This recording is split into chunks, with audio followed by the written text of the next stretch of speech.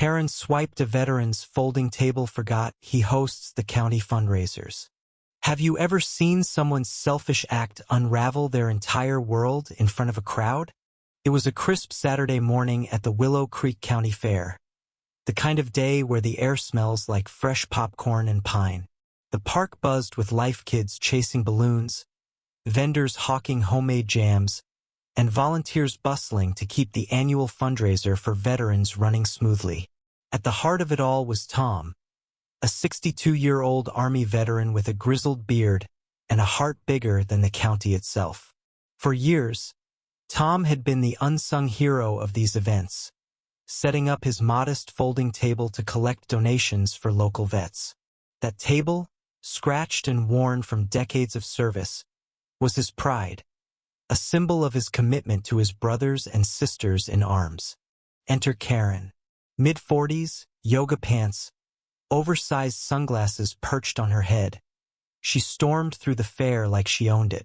Karen had a reputation in Willow Creek, always demanding discounts at the bakery, cutting lines at the grocery store, and once berating a barista for ruining her latte with too much foam. Today, she was on a mission. Her boutique candle stall was overcrowded, and she needed space now.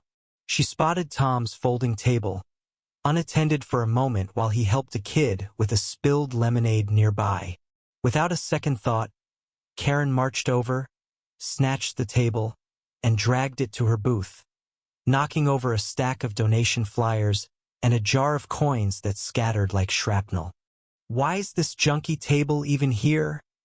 she muttered, brushing off the Veterans Fund sign taped to it. To Karen, it was just clutter in her way.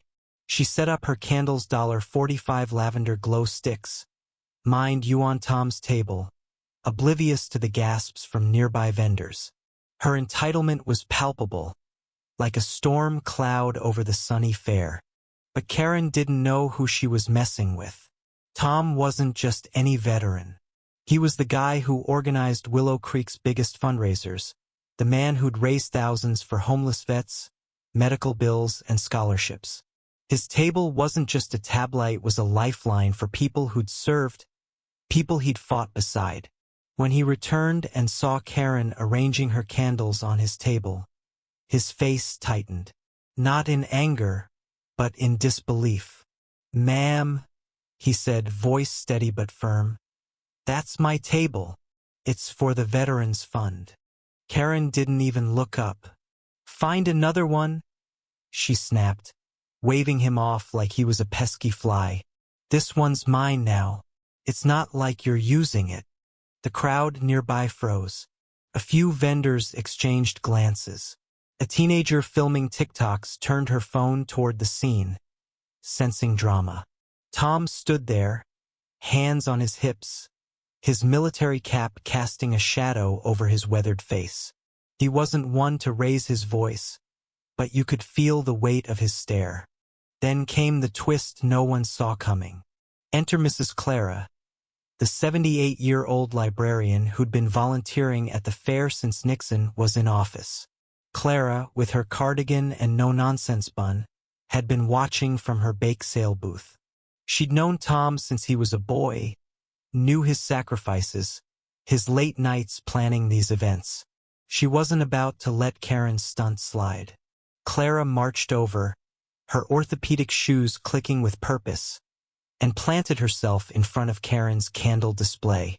"Young lady," Clara said, voice sharp enough to cut glass, "that table belongs to Tom and it's for our veterans. You will return it. Now." Karen scoffed, rolling her eyes. "It's just a table, Grandma. Relax." That was her mistake. Clara didn't flinch.